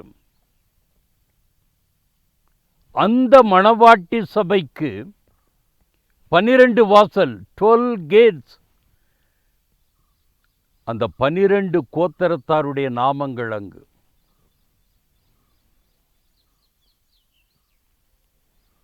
அடுத்த வசனம் பாருங்க. Revelation chapter 14. ஆட்டுக்குட்டியானவரும் சீஷர்கள் 1,44,000. அது இஸ்ரவேலர்கள் அல்ல, ஜெனரல், காமன். புதிய ஏற்பாடு முடிச்சிட்டாரு. ஆட்டுக்குட்டியானவர் எங்க வந்தாரு? பழைய ஏற்பாட்டில் கிடையாது. இந்த வார்த்தையே வராது. புதிய ஏற்பாடு. அவருடைய இரத்தத்தினால மீட்கப்பட்ட சீடர்கள் 1,44,000. அது வேதத்தில் உள்ள ஒரு நியூமெரிக்கல். நன்றாக புரிந்து கொள்ளுங்கள். அப்போ புதிய ஏற்பாட்டுக்கு கணக்கு தீர்த்துட்டாரு. அது எப்படி தீர்க்கிறாருன்னு பாருங்க. வெளிப்படுத்துதல் 21:14 வசனம். 21:14 ரெவலேஷன். நகரத்தின் மதிலுக்கு 12 அஸ்திபார கற்கள் இருந்தன. அஸ்திபாரம் அங்க வாசம் 12 வாசல்கள், 12 கேட்ஸ்.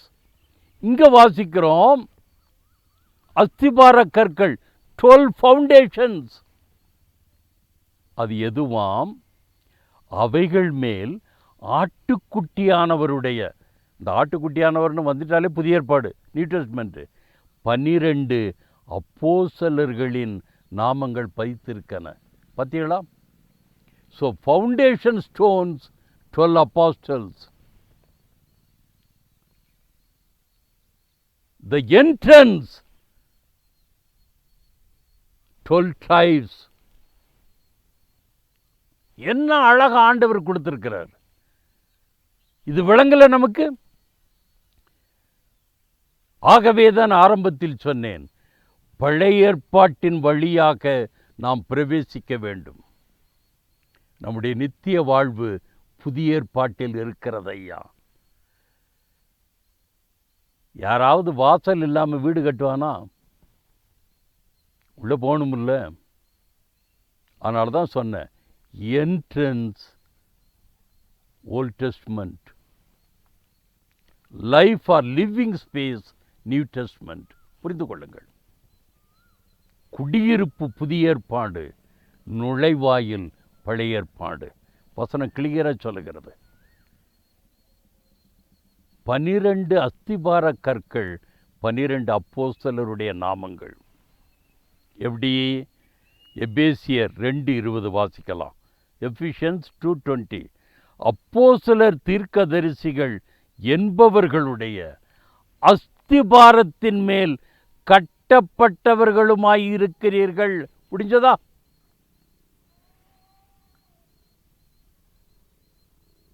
அப்ப new testament teaching, new testament doctrines,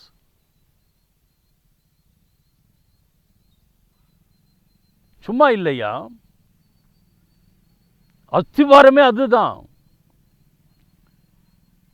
பழைய ஏற்பாட்டில் 12 கோத்திரம் நுழைவாயில், புதிய ஏற்பாட்டில் 12 அப்போஸ்தலர்கள் நித்திய வாழ்விடம். குடும்பத்திற்குள் குடும்பம், கூட்டு குடும்பம்.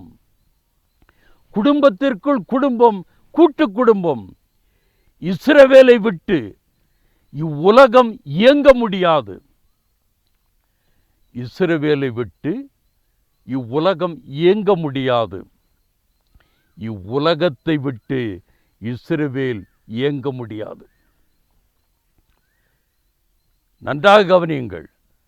இஸ்ரவேலை விட்டு இவ்வுலகம் இயங்க முடியாது. இவ்வுலகத்தை விட்டு இஸ்ரவேல் இயங்க முடியாது.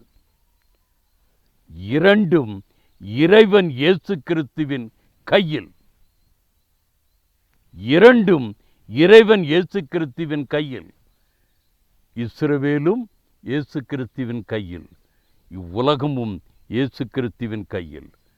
பரலோக தேவன், பரலோக ராஜ்யம், பரலோக வாசிகள், பரலோக வாழ்வு.